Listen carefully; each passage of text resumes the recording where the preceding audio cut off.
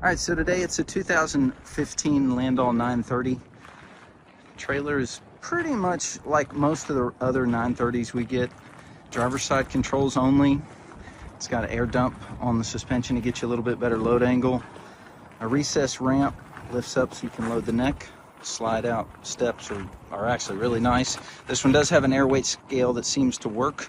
We don't really have any real way of checking it, but it lights up, seems to show a realistic empty weight.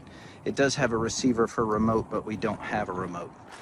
The deck's in good shape, relatively new. It's got chain slots in the middle, as well as chain slots and on the perimeter beams as well. The knife edge on this trailer looks to be in good shape. No real major issues that we see.